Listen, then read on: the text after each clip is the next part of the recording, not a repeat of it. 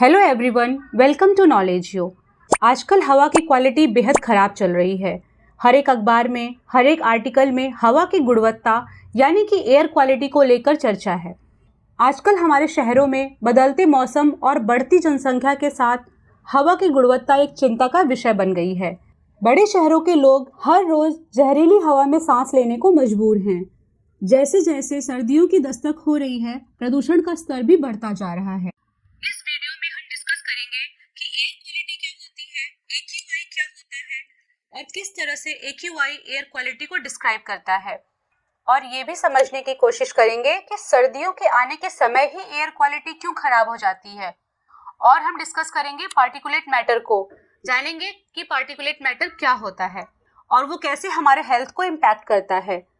तो फ्रेंड्स, आगे बढ़ने से पहले वीडियो को लाइक कर दें, वीडियो को शेयर कर दें और चैनल को सब्सक्राइब कर दें। सफ़र की ओर से दी गई जानकारी के मुताबिक दिल्ली और NCR की एयर क्वालिटी फिर से खतरनाक श्रेणी में आ गई है। राजधानी दिल्ली की एयर क्वालिटी इंडेक्स यानी कि AQI को वेरी पुअर कैटेगरी में रखा गया है। 2020 से लगातार दिल्ली की एयर क्वालिटी यानी कि वायु की गुणवत्ता बहुत ही खराब रही है। उसके पीछे मेन पॉल्यूटेंट है पार्टिकुलेट मैटर 2.5 और पार्टिकुलेट मैटर 10। पार्टिकुलेट मैटर के बारे में हम आगे वीडियो में डिस्कस करेंगे। दिल्ली के साथ मुंबई भी एयर पोल्यूशन से अछूता नहीं है। मुंबई एक कोस्टल सिटी होने की वजह से लंबे समय तक एयर पोल्यूशन से बचा हुआ था, लेकिन पिछले 2 सालों से मुंबई की ये ज्योग्राफिकल लोकेशन भी उसकी मदद नहीं कर पा रही है, यानी कि एयर पोल्यूशन से मुंबई की सुरक्षा नहीं हो पा रही है। पिछले साल कुछ ऐसे दिन भी थे जब मुंबई की हवा दिल्ली की हवा से ज़्यादा प्रदूषित थी। पार्टिकुलेट मैटर 2.5 का स्तर अगर 120 से अधिक हो जाता है तो वो डेली 5 से 6 सिगरेट पीने के बराबर हो जाता है, जिसका हमारे हेल्थ पे नेगेटिव इफेक्ट पड़ता है। आइए डिस्कस करते हैं कि एयर क्वालिटी क्या होती है। जब हवा की गुणवत्ता अच्छी होती है यानी एयर क्वालिटी अच्छी होती है तो हवा साफ होती है और उसमें केवल थोड़े मात्रा में सॉलिड पार्टिकल्स या फिर केमिकल पॉल्यूटेंट्स होते हैं। लेकिन जब एयर क्वालिटी खराब होने लगती है तो जो प्रदूषक होते हैं यानी पॉल्यूटेंट्स होते हैं उनका लेवल बढ़ जाता है और धुंधलापन बढ़ने लगता है यानी हेजीनेस बढ़ने लगती है और उसका हमारे हेल्थ और एनवायरनमेंट पे नेगेटिव इम्पैक्ट पड़ता है। एयर की क्वालिटी 2 फैक्टर्स पे डिपेंड करती है। पहला ये कि एक पर्टिकुलर एरिया में हवा की मूवमेंट कैसी है और दूसरा ये कि लोगों की एक्टिविटी हवा को कैसे इन्फ्लुएंस करती है। वायु की गुणवत्ता यानी कि एयर क्वालिटी को एयर क्वालिटी इंडेक्स के हिसाब से डिस्क्राइब किया जाता है, जो एक पर्टिकुलर प्लेस पे हवा में मौजूद पॉल्यूटेंट्स के बेसिस पे होती है। 5 कॉमन एयर पॉल्यूटेंट्स हैं जिनके बेसिस पे AQI कैलकुलेट किया जाता है। उसके बारे में हम डिस्कस कर लेते हैं। पहला है पार्टिकल पोल्यूशन, जिसे पार्टिकुलेट मैटर भी कहते हैं। इसमें PM 2.5 और PM 10 आता है। ये हवा में छोटे सॉलिड या लिक्विड पार्टिकल्स होते हैं जो हमारे रेस्पिरेटरी सिस्टम के लिए बहुत ही हानिकारक होते हैं। और दूसरा है ग्राउंड लेवल ओजोन। ये ओजोन का एक हार्मफुल फॉर्म है जो हमारे अर्थ सरफेस पे ही बनता है। जब वाहनों से या फिर इंडस्ट्रीज से हार्मफुल एमिशन होता है तो हमारे अर्थ की सरफेस पे ओजोन का एक हार्मफुल फॉर्म बनने लगता है जिसे ग्राउंड लेवल ओजोन कहते हैं। तीसरा है नाइट्रोजन डाइऑक्साइड। ये गैस ग्राउंड लेवल ओजोन के फॉर्मेशन में हेल्प करती है और ये हमारे रेस्पिरेटरी सिस्टम के लिए, हमारे फेफड़ों के लिए हानिकारक होती है। ये हमारे फेफड़ों को इरिटेट करती है। नेक्स्ट है सल्फर डाइऑक्साइड। जब फॉसिल फ्यूल्स जैसे कि कोयला या फिर पेट्रोलियम प्रोडक्ट्स को बर्न किया जाता है, उनको जलाया जाता है, तब ये गैस रिलीज होती है और ये भी हमारे रेस्पिरेटरी सिस्टम के लिए अच्छी नहीं होती है। नेक्स्ट है कार्बन मोनोऑक्साइड।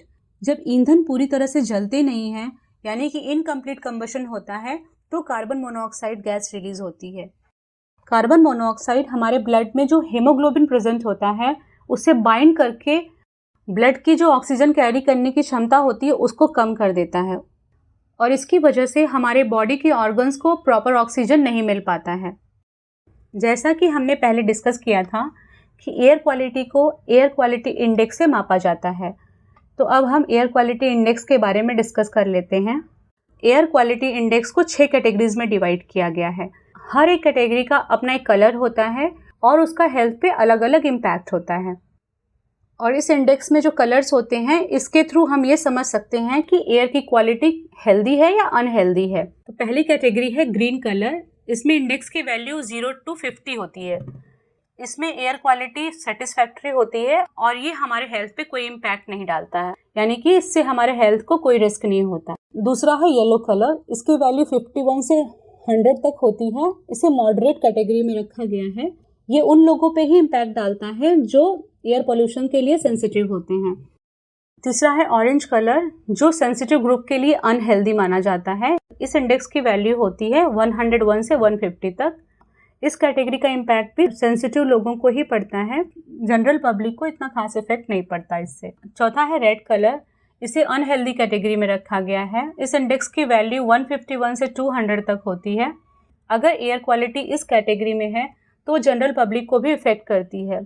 नेक्स्ट है पर्पल। इसे वेरी अनहेल्दी कैटेगरी में रखा गया है। इस इंडेक्स की वैल्यू 201 से 300 तक होती है। अगर एयर क्वालिटी इस कैटेगरी में है तो ये हेल्थ अलर्ट होता है, यानी कि हर किसी के लिए हेल्थ का रिस्क बढ़ जाता है। और लास्ट है मरून। ये हजार्डस कैटेगरी में आता है। इस इंडेक्स की वैल्यू 301 से ऊपर होती है। अगर इस कैटेगरी में एयर क्वालिटी है तो ये हेल्थ वार्निंग होती है, इमरजेंसी कंडीशंस हो सकती हैं और इस कैटेगरी में हर एक पर्सन के अफेक्ट होने के चांसेस हैं। अब हम पार्टिकुलेट मैटर के बारे में डिस्कस कर लेते हैं। PM 2.5 यानी कि पार्टिकुलेट मैटर 2.5 क्या होता है? PM 2.5 वो माइक्रोस्कोपिक पार्टिकल्स हैं जिनका डायमीटर 2.5 माइक्रोन से कम होता है। और PM 10 यानी कि पार्टिकुलेट मैटर 10, इन पार्टिकल्स का डायमीटर 10 माइक्रोन से कम होता है। यानी कि जो PM 2.5 है वो बहुत फाइन पार्टिकल्स होते हैं और जो PM 10 पार्टिकुलेट मैटर्स हैं वो थोड़ा कोर्स होते हैं। एयर क्वालिटी को मेजर करने के लिए PM 2.5 और PM 10 को ही कंसिडर किया जाता है और हर एक क्यूबिक मीटर में इनका कॉन्सेंट्रेशन कितना है उसको मेजर किया जाता है और इसी के बेसिस पे एयर क्वालिटी को डिस्क्राइब किया जाता है। अब हम ये डिस्कस करेंगे कि सर्दियों के आने के समय ही एयर क्वालिटी क्यों खराब हो जाती है। हम हर साल न्यूज़ में सुनते हैं कि अक्टूबर और नवंबर के मंथ में एयर क्वालिटी ख़राब होने लगती है। तो ऐसा क्यों होता है? ऐसा इसलिए होता है कि जब विंटर का ऑनसेट होता है तो टेम्परेचर इन्वर्जन होने लगता है। जो अर्थ सरफेस है वो अपने ऊपर की हवा की तुलना में तेज़ी से ठंडी हो जाती है और जैसा कि हम जानते हैं कि गर्म हवा ऊपर राइज करती है और ठंडी हवा नीचे बैठती है। तो अर्थ सरफेस पे जो हवा ठंडी होती है वो पॉल्यूटेंट्स को ट्रैप करके एटमॉस्फेयर में फैलने से रोकती है, जिसकी वजह से हवा स्थिर हो जाती है और इस तरह से ये एयर क्वालिटी को ख़राब करने का कारण बनती है। और दूसरा कारण है कि ठंड के मौसम में व्हीकल्स की एफिशिएंसी कम हो जाती है, जिसकी वजह से इनकम्प्लीट कंबशन होता है और ज़्यादा पॉल्यूटेंट्स रिलीज होते हैं जो एयर क्वालिटी को ख़राब करते हैं। नेक्स्ट है कंस्ट्रक्शन और डिस्ट्रक्शन एक्टिविटीज़। जहाँ पे भी कंस्ट्रक्शन का काम होता है या डिस्ट्रक्शन का काम हो रहा होता है वहाँ कितना सारा डस्ट निकलता है जो एयर क्वालिटी को ख़राब करता है। नेक्स्ट है स्टबल बर्निंग। फसल काटने के बाद जो स्टबल रह जाता है उसको किसान जला देते हैं ताकि अगले हार्वेस्टिंग के लिए उनका खेत रेडी हो सके। तो स्टबल बर्निंग से भी बहुत ज़्यादा पोल्यूशन होता है।